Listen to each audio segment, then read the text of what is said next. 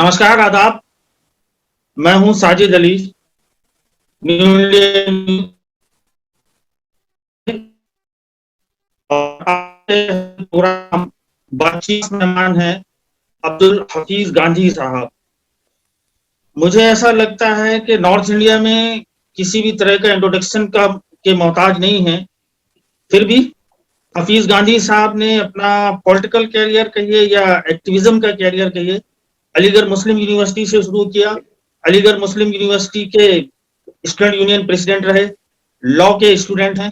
और मैं इनको पॉलिटिशियन से ज्यादा एकेडमिशियन की तरह जानता हूं और एकेडमिशियन मानता भी हूं। जाने माने एकेडमिशियन हैं, MIT, JNU और बहुत सारी यूनिवर्सिटी, लखनऊ यूनिवर्सिटीज में इनके कई लेक्चर, कई टॉक्स जो हमने सुनी है। ग्लोबल यूनिवर्सिटी, बहुत सारी जगह पर जाते रहते हैं। और अभी फिलहाल ये समाजवादी पार्टी के नेशनल स्पोक्स पर्सन हैं। मैं स्वागत करूंगा, खैर मकदम जनाब अब्दुल हफीज गांधी साहब का। जी शुक्रिया, बहुत बहुत शुक्रिया। शुक्रिया। गांधी साहब, मैं पॉलिटिक्स के पहले अगर बात करूं, आज आप अपने आप को कैसे देखते हैं, कहाँ देखते हैं? आपने शुरुआत जब की AMU से, अपने आप को कहाँ पाते हैं? As a social worker, as an activist और एज एन एकेडमिशियन? देखिए, मैं आज अपने आप को एक ज्यादा अवेयर और रिस्पॉन्सिबल सिटीजन मानता हूं, क्योंकि जैसे जैसे आप जिंदगी में आगे बढ़ते हैं, बहुत सारी चीजों से आप अवेयर नहीं होते हैं, लेकिन आप पढ़ाई करते हैं, आप समाज में आपका अलग अलग लोगों से इंटरेक्शन होता है, तो बहुत कुछ आपको सीखने को मिलता है। तो मैं तो यही कहूंगा कि मैं पहले से ज्यादा अवेयर हूं, मैं पहले से ज्यादा इवॉल्व हूं और पहले से ज्यादा रिस्पॉन्सिबल बना हूं। तो ये तो मेरी एक पोजीशन है समाज के अंदर, और एक नागरिक से ज्यादा मैं समझता हूं कि बड़ी पोजीशन कोई नहीं हो सकती, क्योंकि जिस तरह के अधिकार भारतीय संविधान ने हम लोगों को दिए हैं, तो मैं तो समझता हूं कि उन अधिकारों के बारे में मैं भी जागरूक हुआ हूं और लोगों को भी जागरूक करने की कोशिश करता हूं। तो मैं आज आपके सामने एक रेस्पॉन्सिबल सिटीजन ऑफ इंडिया की तरह हूं, और इससे ज्यादा मेरी हैसियत भी नहीं। जी हफीज साहब, मैं समझ सकता हूं आपकी बात को। आपने जो समाज की, जो सोसाइटी की बात की, और आपने बोला कि आप एक अवेयर हैं, इवॉल्व हैं ज्यादा, पहले से ज्यादा। आपको लगता है कि समाज का जो डायरेक्शन है, या हमारे बीच में जो जो गैप एक पैदा हुआ है पिछले कुछ सालों में, मैं ऐसा नहीं बोल रहा हूँ पिछले 8 साल 10 साल में, ये एक प्रोसेस था शायद, और काफी लंबा था। कुछ दिनों में शायद इसमें कुछ कैटलिस्ट आए, या कैटलिस्ट की तरह कुछ लोगों ने काम किया, या कुछ आइडियोलॉजीज ने काम किया। आज आप समाज को एज अ सिटीजन कहाँ देखते हैं? देखिए, बहुत अच्छा सवाल आपने पूछा है। मैं समझता हूँ कि जो पिछले कुछ सालों से बदलाव आ रहे हैं, वो अचानक ही नहीं है। हमारे बीच में कुछ फोर्सेज इस तरह के हैं जो लगातार उन चीजों के लिए काम कर रहे थे, और करीब करीब मैं तो समझता हूँ कि 100 साल होने वाले हैं उन लोगों को जो कहीं ना कहीं निरंतर या कांस्टेंट इन चीजों की कोशिश कर रहे थे कि समाज में कहीं ना कहीं दरार पड़े, या एक खास विचारधारा को लेकर चल रहे थे। भारतीय संविधान में हर विचारधारा को लेके चल सकते हैं, आप बढ़ावा दे सकते हैं, लेकिन जो भारतीय संविधान हम सबसे चाहता है कि वो ये चाहता है कि फ्रेटर्निटी, यानी कि भाईचारा भी कायम रहे, सौहार्द कायम रहे, कम्युनल हार्मनी हमारे बीच में कायम रहे। यानी कि हम ऐसी कोई सोच या ऐसी कोई चीज ना करें जिससे समाज के अंदर कहीं ना कहीं डिफरेंसेस पैदा हो या खाई पैदा हो। लेकिन आप समझते हैं कि समाज हर तरह के लोगों से मिलकर बनता है, अलग अलग विचारधाराओं से मिलकर बनता है, तो कुछ लोग ऐसे भी हैं जो समाज में निरंतर एक खाई पैदा करने की कोशिश कर रहे हैं। तो मैं तो इतना ही कहूंगा कि ये ठीक नहीं है। भारत के भविष्य के लिए, इस पूरे वर्ल्ड के लिए इस तरह की जो चीजें हैं जो हमें बांटने का काम करती हैं, वो किसी के फायदेमंद नहीं हो सकती, क्योंकि अगर नफरत होगी तो उसमें किसी भी तरह का विकास नहीं हो सकता। विकास होने के लिए पीसफुल एनवायरमेंट होना चाहिए। किसी भी डेवलपमेंट के लिए लॉ एंड ऑर्डर, या जिसे हम कहें कि रूल ऑफ लॉ होना चाहिए। जब तक रूल ऑफ लॉ नहीं होगा, तब तक कोई भी डेवलपमेंट, कोई भी इस डेवलपमेंटल एक्टिविटी नहीं हो सकती है। तो मैं ये कहूंगा कि आप बिल्कुल सही कह रहे हैं कि पिछले सालों में, चूंकि एक खास विचारधारा की पार्टी, एक खास विचारधारा को मानने वाले लोग जो है, हमारे जो पब्लिक इंस्टीट्यूशंस हैं या यूनिवर्सिटीज हैं या और भी इदारे हैं, वहां पर डोमिनेंट पोजीशंस में है तो अपनी विचारधारा को आगे बढ़ा रहे हैं।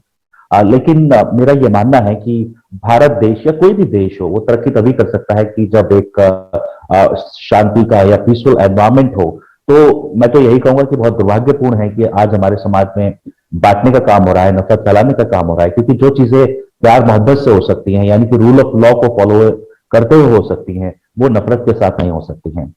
ये बहुत दुर्भाग्यपूर्ण है कि इस देश के अंदर आ, आ, प्यार के खिलाफ तो कानून बनते हैं, लेकिन नफरत के खिलाफ जो है वो कानून नहीं बनते हैं। तो मैं तो इतना ही कहूंगा कि समाज में भाईचारा कायम रहे, सौहार्द कायम रहे और इंटरफेथ डायलॉग जो है वो चलते रहे। कहीं ना कहीं हम एक दूसरे को समझने की कोशिश करें, क्योंकि ये भी हो सकता है कि चूंकि हमारा इंटरेक्शन एक दूसरे से कम हो रहा है तो हम लोगों को नहीं समझ पा रहे हैं, उनकी जो धार्मिक भावनाएं हैं वो नहीं समझ पा रहे हैं, उनके रिलीजियस जो स्क्रिप्चर्स हैं हम उनको नहीं समझ पा रहे हैं। तो जब इंटरफेथ डायलॉग होंगे तो मैं समझता हूं कि बहुत सारी जो अंडरस्टैंडिंग है हम लोगों के बीच आएगी। लेकिन एक बात मैं कहूंगा कि देखिए, संविधान जो है वो सर्वोपरि है। संविधान से ये देश चलेगा, किसी खास विचारधारा से नहीं चलेगा। आप अपनी विचारधारा को लेकर चल सकते हैं, लेकिन जो संविधान की विचारधारा है वो रूल ऑफ लॉ को फॉलो करने की विचारधारा है, वो नफरत को हराने वाली विचारधारा है, वो सबको साथ लेके चलने की विचारधारा है। और इसी को हम कहीं ना कहीं आइडिया ऑफ इंडिया कहते हैं। तो हमें जो आइडिया ऑफ इंडिया है, जहां सभी धर्मों की, सभी संप्रदायों की इज्जत है, चाहे वो कम संख्या में हो या ज्यादा संख्या में हो, सभी संप्रदायों की, सभी धर्मों की हम इज्जत करते आए हैं और यही हमारी संस्कृति कहीं ना कहीं रही है। भारत देश में जो लोग रहे हैं, हमारी बहुत पुरानी सभ्यता है। हम लोग जो सबसे ज्यादा जाने जाते हैं वो टॉलरेंस के लिए जाने जाते हैं, यानी कि हम चीजों को सहते हैं और हम लोगों को मिलाकर चलते हैं, यानी कि इंक्लूसिव हमारी अप्रोच रहती है। हमारी कभी अप्रोच एक्सक्लूसिविस्ट अप्रोच नहीं रही है कि हम लोगों को नकार के चलते हैं। ये तो जो भी लोग आज नफरत फैलाने का काम कर रहे हैं वो भारतीय सभ्यता से अनभिज्ञ है, unaware of the Indian civilisation. तो मैं तो यही उन लोगों से कहूंगा कि आप भारतीय सभ्यता से कुछ सीखने की कोशिश करें और एक जो नफरत की खेती हो रही है इस देश के अंदर वो बंद होनी चाहिए। जी हफीज साहब, आपने बड़ी अच्छी बात कही और दो तीन चीजें जो मैं उसमें से ले पाया कि एक रूल ऑफ द लॉ और आइडिया ऑफ इंडिया। तो अभी जो देखने को मिल रहा है हमें बहुत काफी फ्रीक्वेंट देखने को मिल रहा है कि एक पर्टिकुलर रिलीजियस का नारा लगा के, स्लोगन बोल के किसी अदर रिलीजन वाले के ऊपर हमला कर देना या उनकी लिंचिंग कर देना। तो फिर रूल ऑफ लॉ या land of the law of the land वो कहां पर स्लो हो जाता है या उस प्रोसीजर में कहां फ्लॉ है? एज एन लॉ एक्टिविस्ट आप क्या कहेंगे? उसको हम रोक क्यों नहीं पा रहे इन चीजों को? देखिए, बाबा साहब भीमराव अम्बेडकर साहब ने एक चीज कही थी कि संविधान कितना भी अच्छा क्यों ना हो, लेकिन अगर उसको क्रियान्वयन करने वाले लोग गलत हैं तो वो संविधान भी फेल हो जाएगा। और यही चीज हमें आज देखने को मिल रही है कि हमारे पास बहुत खूबसूरत और बहुत अच्छा संविधान है जिसके अंदर बहुत अच्छी अच्छी बातें की गई हैं, लेकिन जो उसको इम्प्लीमेंट करने वाले लोग हैं अगर वो ही उसको फॉलो नहीं करेंगे। देखिए, एक होता है कि आपने दिखाने के लिए संविधान के आगे सर झुका लिया, एक होता है कि लेटर एंड स्पिरिट को, यानी जो संविधान की आत्मा है उसको इम्प्लीमेंट करना है। संविधान की आत्मा जो है वो कहीं ना कहीं डेमोक्रेटिक है। आज आप देखिए कि क्या जो पब्लिक इंस्टीट्यूशंस में लोग बैठे हुए हैं या डेमोक्रेटिक इंस्टीट्यूशंस में लोग बैठे हुए हैं, क्या वो डेमोक्रेटिक हैं? वो अपनी निंदा नहीं सुन सकते, वो अपने क्रिटिसिज्म नहीं सुन सकते। संविधान ने एक राइट दिया है, राइट टू डिसेंट। अगर आपकी पॉलिसीज मुझे पसंद नहीं है, आपकी विचारधारा मुझे पसंद नहीं है, तो मैं संवैधानिक दायरे में रहते हुए उसको क्रिटिसाइज कर सकता हूं। लेकिन जब कोई क्रिटिसाइज करता है तो आज उसको सेक्शन 124A आईपीसी यानी सेडिशन लगाकर आप बंद कर देते हैं, किसी पर एनएसए लगा देते हैं, किसी पर यूएपीए लगा देते हैं। तो ये एक तरह से जो संविधान है और संविधान के तहत बनाए गए जो कानून है उसका मिसयूज है। देखिए, मेरा साफ तौर पर मानना है कि कोई भी जब लॉ बनता है तो उसका मिसयूज के चांसेस होते हैं और मिसयूज होता भी है, लेकिन जो पब्लिक इंस्टीट्यूशंस पे जो लोग बैठे हुए हैं ये उनकी जिम्मेदारी बनती है कि इन लॉज का मिसयूज ना हो। आज आप देखिए सेक्शन 124A जो सेडिशन की बात करता है वो बहुत ज्यादा मिसयूज हो रहा है, और वो इतना ज्यादा मिसयूज हो रहा है कि 2016 से 2019 तक अगर आप केसेस उठाएंगे तो 160% जो है वो केसेस बढ़ चुके हैं। और इसमें जो कन्विक्शन रेट है वो 3.3 है, यानी ज्यादातर लोग छूट जाते हैं, उनपे गलत आरोप लगाते हैं और फिर आप उन चलाते हैं, उनके खिलाफ कोई सब होते हैं। तो एक चीज है, उसको चलाने वाले जो लोग हैं वो दूसरी चीज है। जब तक उसको चलाने वाले लोगों की मानसिकता ठीक नहीं होगी, तब तक कितना भी अच्छा कानून आप बना दीजिए, उसका मिसयूज के कहीं ना कहीं चांसेस हो सकते हैं। मेरा स्पष्ट तौर पर मानना है कि नोबडी इज बियॉन्ड क्रिटिसिज्म, यानी कि निंदा के परे कोई भी नहीं। हर किसी को आप क्रिटिसिज्म के डोमेन में लेकर आइए, और ये बहुत जरूरी भी होता है, क्योंकि डेमोक्रेसी में अकाउंटेबिलिटी नाम की चीज होती है, जिसे हम उत्तरदायित्व कहते हैं। यानी अगर आपने कोई जिम्मेदारी ली है, तो आपकी आप पे एक रिस्पॉन्सिबिलिटी बनती है कि लोगों को आप बताइए कि आप क्या कर रहे हैं। जिस पब्लिक इंस्टीट्यूशन को आप हेल्ड कर रहे हैं, या पब्लिक पोजीशन को आप हेल्ड कर रहे हैं, वो बहुत इंपॉर्टेंट पोजीशन, लोगों ने आपको पोजीशन दी है, इसलिए आपकी जिम्मेदारी बनती है कि जो आप कर रहे हैं वो पब्लिक के सामने होना चाहिए। तो क्रिटिसिज्म जब तक नहीं होगा, तब तक कोई भी डेमोक्रेसी जो है वो सही नहीं रह सकती। बहुत पहले मैंने एक आर्टिकल लिखा था, जिसमें मैंने कहा था कि जो सवाल है ना, वो एक तरह से डेमोक्रेसी की रूह है, और आप सवाल को मार देंगे या सवाल नहीं पूछने देंगे, तो हमारी जो डेमोक्रेसी है, जो लोकतंत्र है, वो उसका कहीं ना कहीं दम घुटता है। तो सवाल पूछना बहुत जरूरी है, और संविधान इसकी इजाजत देता है। लेकिन जो आपने सवाल उठाया वो जायज सवाल है कि रूल ऑफ लॉ होना चाहिए। जितना रूल ऑफ लॉ मजबूत होगा, उतना डेवलपमेंट होगा, उतना ही समाज में सोशल हार्मनी आएगी, कम्युनल हार्मनी आएगी, हम लोग एक दूसरे पर भरोसा बढ़ेगा। और जब रूल ऑफ लॉ कहीं ना कहीं जो है वो फॉलो नहीं होता है, तो कोई भी इंस्टीट्यूशन हो, चाहे वो जुडिशरी हो या एग्जीक्यूटिव हो या पार्लियामेंट हो, तो लोगों का भरोसा कम होता है। और लोगों का भरोसा अगर संविधान पे, डेमोक्रेसी पे जिस दिन उठ जाएगा, तो वो किसी भी देश के लिए या दुनिया के लिए ठीक नहीं होगा। तो मैं तो इतना ही कहूंगा कि रूल ऑफ लॉ को मजबूत करना चाहिए।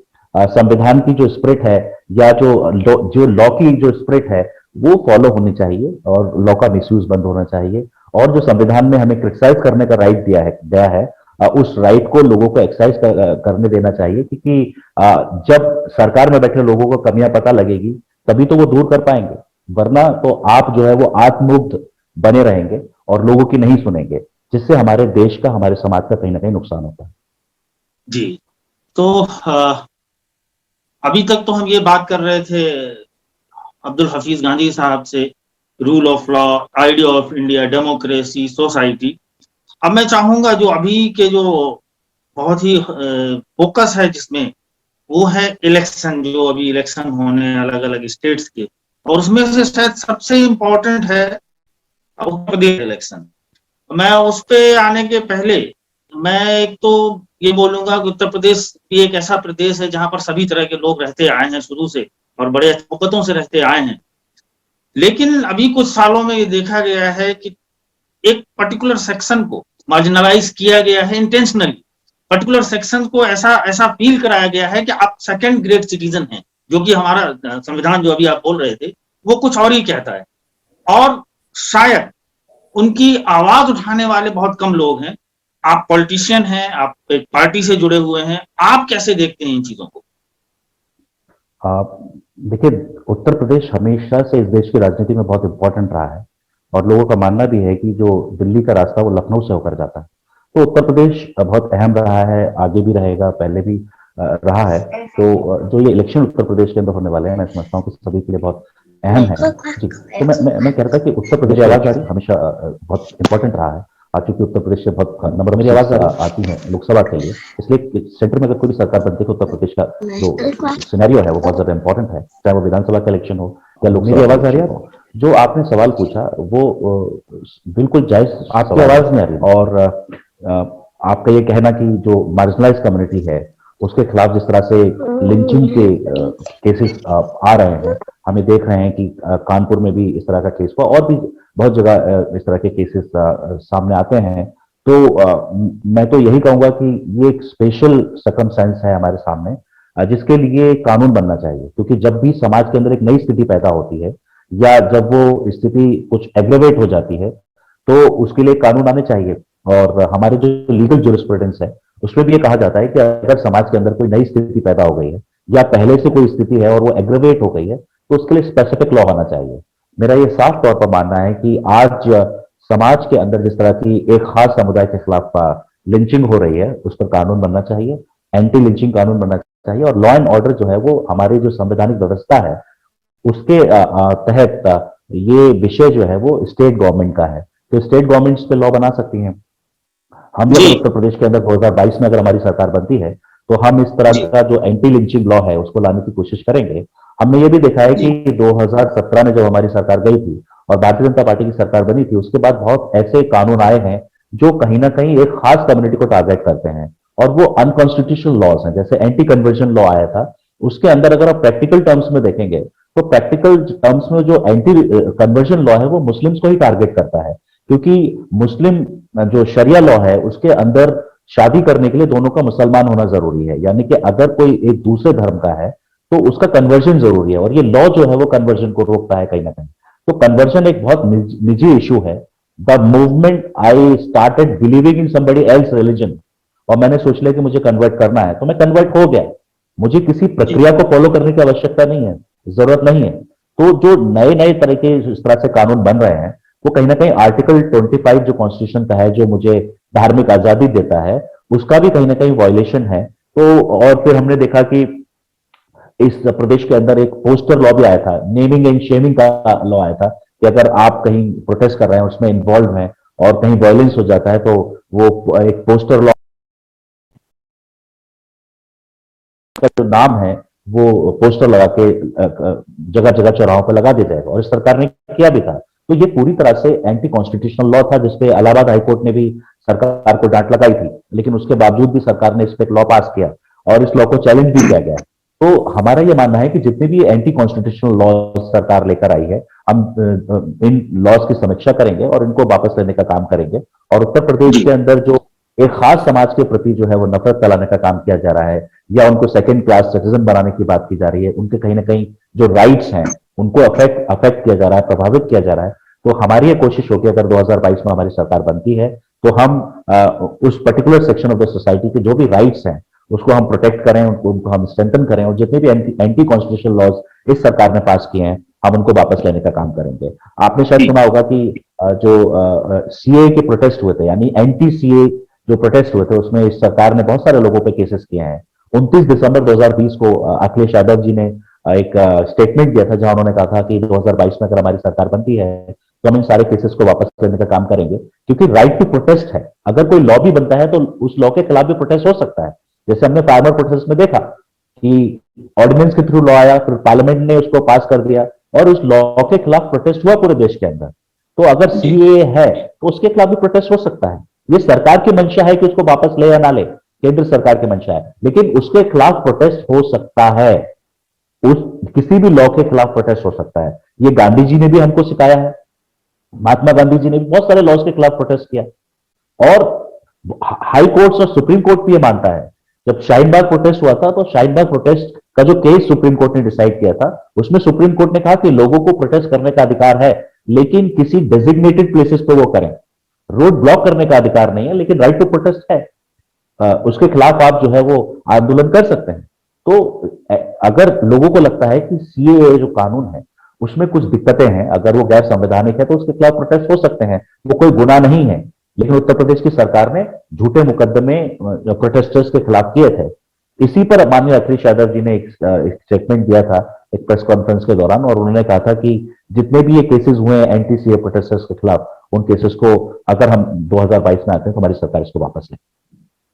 जी आ, अभी आप बात कर रहे थे समाजवादी पार्टी, अखिलेश यादव जी आप क्योंकि स्पोक्स पर्सन है। मैं एक चीज जानना चाह रहा हूं, आपके मुद्दे हैं इलेक्शन में विकास होना, सबको साथ लेके चलना, आइडिया ऑफ इंडिया जिसकी हम बात करते हैं, हार्मनी, कम्युनल हार्मनी। लेकिन आपको लगता है कि आपको बीजेपी, भारतीय जनता पार्टी, आपको अपने टर्फ पे खेलने देगी, या आप उनके टर्फ पे खेलेंगे? पॉलिटिकल डिस्कोर्स आपका उनके टर्फ पे होगा, और उनका टर्फ आप जानते हैं, सभी जानते हैं, उनका टर्फ है कि किसी भी तरीके से पोलराइजेशन कर। तो आपको लगता है आप अपने मुद्दों पे यूपी का चुनाव जीत पाएंगे, या लड़ पाएंगे, या अपने टर्फ पे खेल पाएंगे?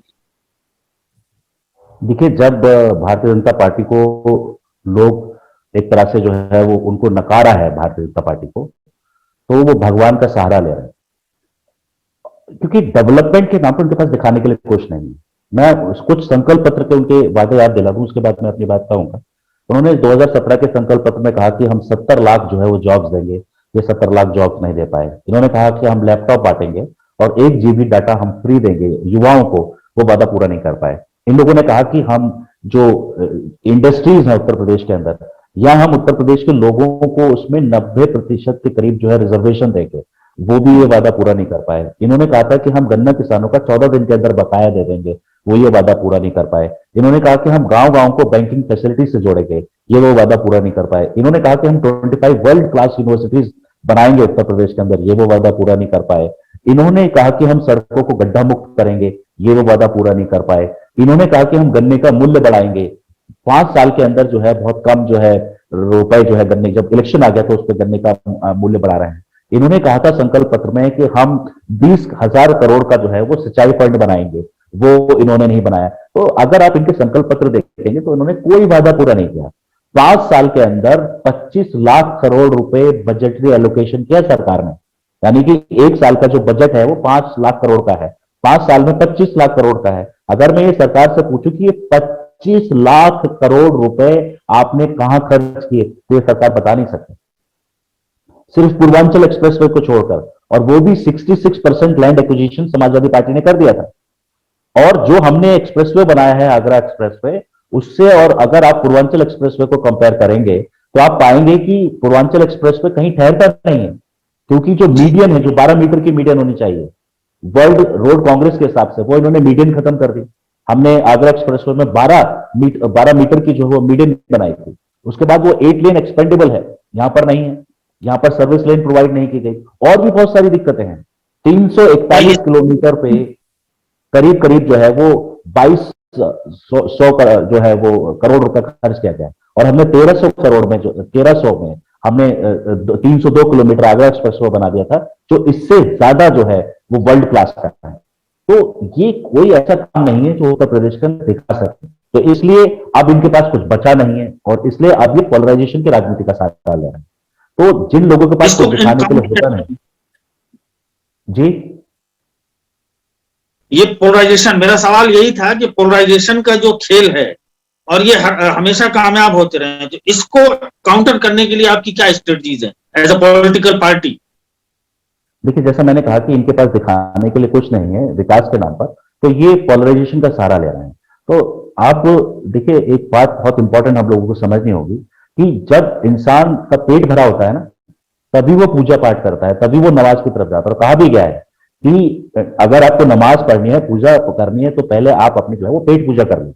तो जब पेट भरा नहीं होता है ना, तो इंसान का जो दिमाग है ना, वो बहुत धर्म की तरफ जाता नहीं है, अध्यात्म की तरफ जाता नहीं है। और इसलिए कहा है कि अध्यात्म हो या धर्म हो, तभी आपको समझ आता है जब आपका पेट भरा हो।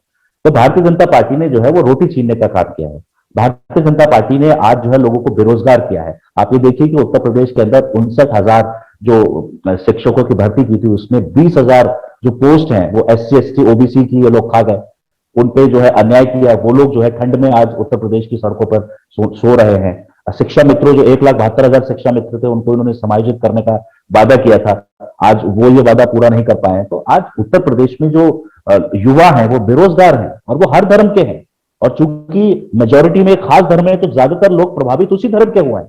तो जब किसी के पेट पे लात पड़ती है, तो पेट में रोटी नहीं होती है, तो उसको धर्म समझ नहीं आता है। और इसलिए मैं कहूंगा कि भारतीय जनता पार्टी धर्म के नाम पर लोगों को बहुत दिन तक पागल नहीं बना सकती। काठ की जो हांडी है ना, वो एक ही बार चढ़ती है, बार बार नहीं चढ़ती है। और भारतीय जनता पार्टी, एक इकोनॉमिक्स में लॉ भी है, डिमिनिशिंग रिटर्न का एक लॉ है, कि जब आप किसी चीज का बहुत ज्यादा इस्तेमाल करते हैं, तो उसके जो रिटर्न हैं, जो उसके फायदे हैं, वो बहुत कम आते हैं। आज हम उत्तर प्रदेश में हमने जो नैरेटिव खड़ा किया है, वो विकास का नैरेटिव खड़ा किया है। आज अखिलेश जी जो है सड़कों की बात कर रहे हैं, अखिलेश जी जो है वो लैपटॉप की बात कर रहे हैं, अखिलेश जी जो है वो रोजगार की बात कर रहे हैं। हमने कहा कि हम जब सत्ता में आएंगे तो लाखों की तादाद में हम रोजगार देंगे। हमने कहा कि हम 300 यूनिट तक बिजली जो है वो फ्री देने का काम करेंगे। तो हम जो इलेक्शन लड़ रहे हैं वो डेवलपमेंट इश्यूज पे लड़ रहे हैं। दूसरे पॉलिटिकल पार्टी क्या कर रही है, हम उसके टर्फ में नहीं खेलना चाहते हैं। हम आज भारतीय जनता पार्टी को मजबूर कर देंगे कि वो डेवलपमेंट इश्यूज पर जो है वो चुनाव लड़े। और हम जानते हैं कि अगर डेवलपमेंट के टर्म्स में चुनाव होगा उत्तर प्रदेश के अंदर, तो भारतीय जनता पार्टी कहीं ठहरेगी नहीं। और इसलिए आप देखिए कि आज अखिलेश जी के जो रोड शोज हो रहे हैं, या जो उनकी यात्रा हो रही है, उसमें कितनी तादाद में भीड़ निकल कर आ रही है। आप ये सोच सकते हैं कि 4 घंटे में कोई सफर तय किया जाना है, और उसमें 16 घंटे लग जाए, और रात में भी लोग जो है वो सड़कों पर डटे रहे। तो ये क्या है?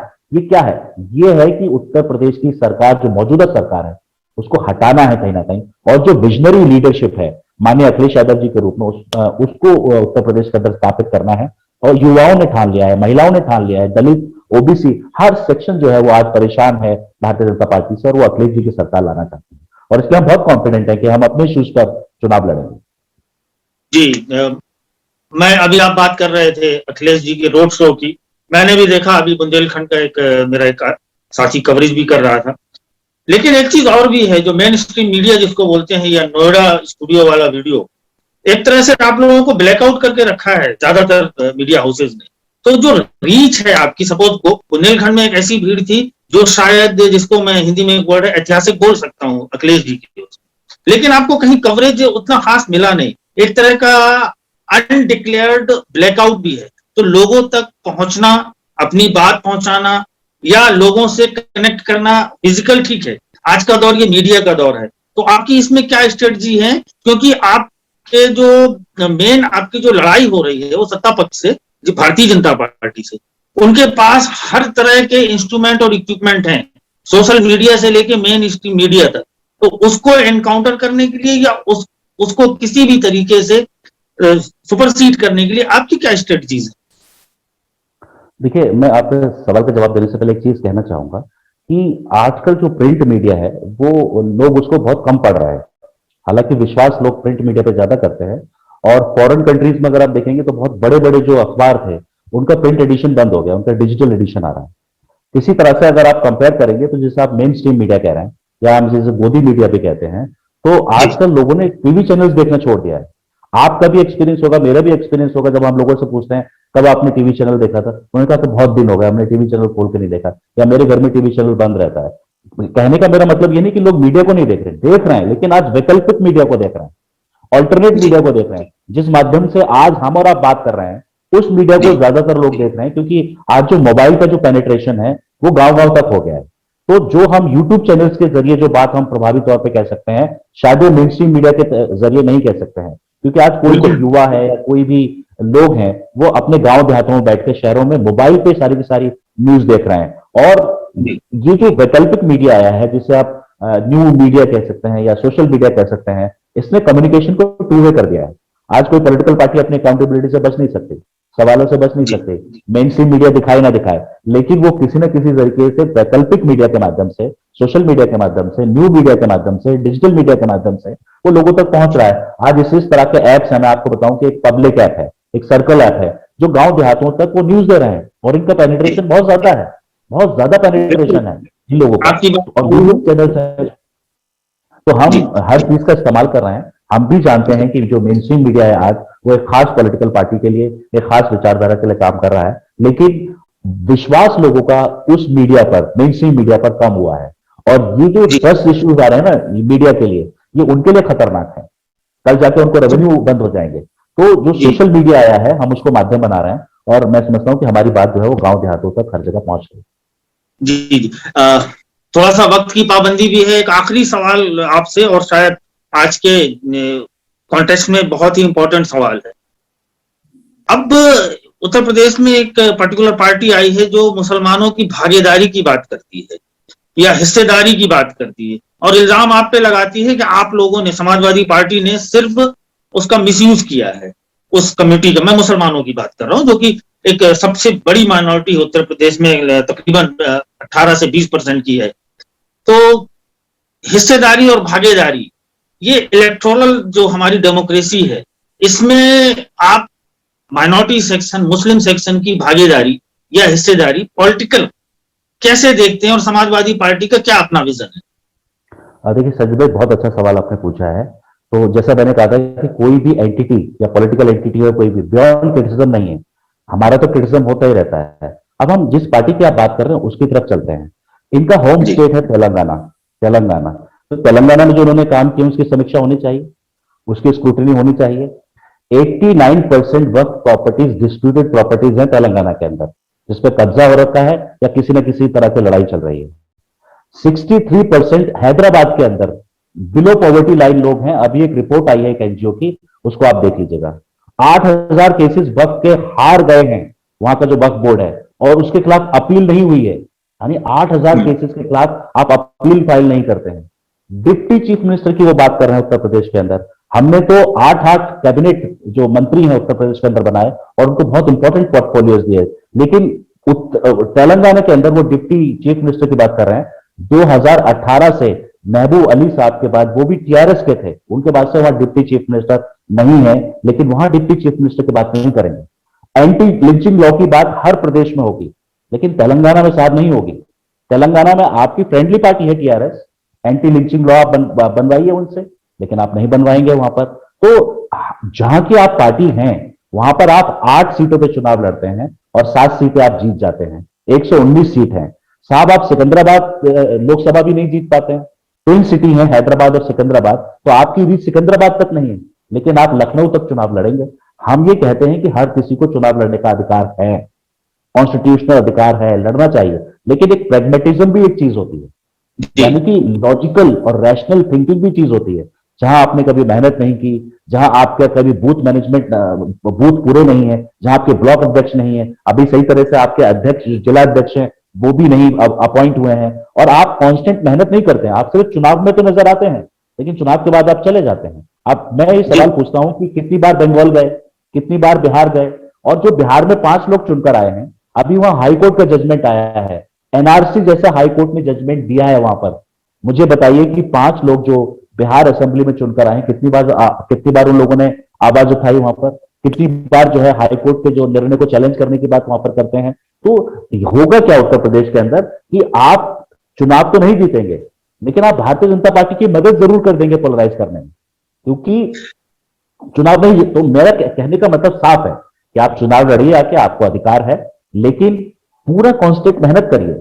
यही नहीं कि सिर्फ चुनावों में आए आपने और आपने पूरी की पूरी बातें की, लीडरशिप की, और फिर आप चले गए। आप कयादत की बात करते हैं उत्तर प्रदेश के अंदर, ये 100 सीटों पर चुनाव लड़ रहे हैं, और आप देख लीजिएगा कि उसमें कितने मुस्लिम्स को ये टिकट देंगे। हम तो बहुत सारे मुस्लिम्स को हमने एमएलए बनाया है, 49 हमारे पिछली बार थे, अभी भी हमारे 48 में से 15 जो है वो मुस्लिम विधायक हैं। हमने जो है वो डीजीपी से लेकर, चीफ सेक्रेटरी से लेकर, डीएम से लेकर, एसएसपी से लेकर, तहसीलदार से लेकर, एसएचओ से लेकर, आप देख लीजिए, हमारी लिस्ट उठाकर देख लीजिए, हमने जो है रिप्रेजेंटेशन देने का काम किया है। 20% जो है रिजर्वेशन हमने, जो हमारी स्कीम्स थी, टेंडर भी उसमें थे, यानी ठेका पट्टी भी उसमें थी, उसमें हमने माइनॉरिटी कम्युनिटी को उनका रिजर्वेशन देने का काम किया। तो एक तरफ जो है वो कयादत की बात होती है, और दूसरी तरफ जो है वो एक्चुअल रिप्रेजेंटेशन हम लोग दे रहे हैं। और मैं आपको बता दूं कि सिर्फ इस देश के अंदर चुनाव लड़ने के लिए आप पॉलिटिकल पार्टी मत बनाइए, लेकिन जो लोगों के रियल मुद्दे हैं वो भी वहां रहकर उठाइए। अगर आप किसी स्टेट में जा रहे हैं तो स्टेट में फिर जाइए, अपनी लीडरशिप खड़ी कीजिए, लेकिन क्या आपको उस पार्टी के यहां लीडरशिप नजर आती है?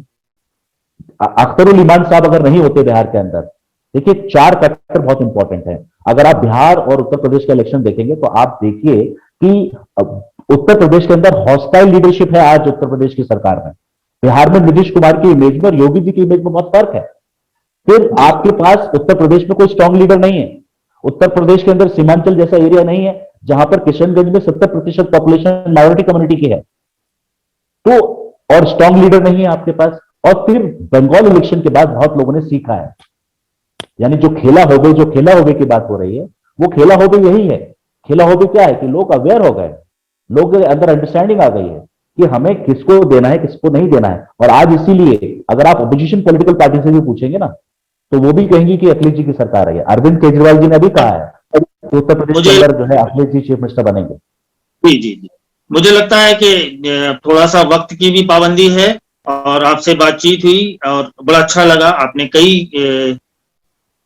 मुद्दों पे हम अपनी बेबाक राय रखी, और उम्मीद है आगे भी हम आपसे जुड़ते रहेंगे। समाजवादी पार्टी को हमारी तरफ से शुभकामनाएं, और आपको हमारी तरफ से शुभकामनाएं। ये थे हमारे साथ अब्दुल हफीज जी, शुक्रिया, अब्दुल हफीज गांधी साहब, समाजवादी पार्टी के राष्ट्रीय प्रवक्ता और जाने माने शिक्षाविद। हम इस तरह के कार्यक्रम में आपके साथ आगे भी जुड़ते रहेंगे। ये था हमारा कार्यक्रम आज की बातचीत। शुक्रिया, थैंक यू।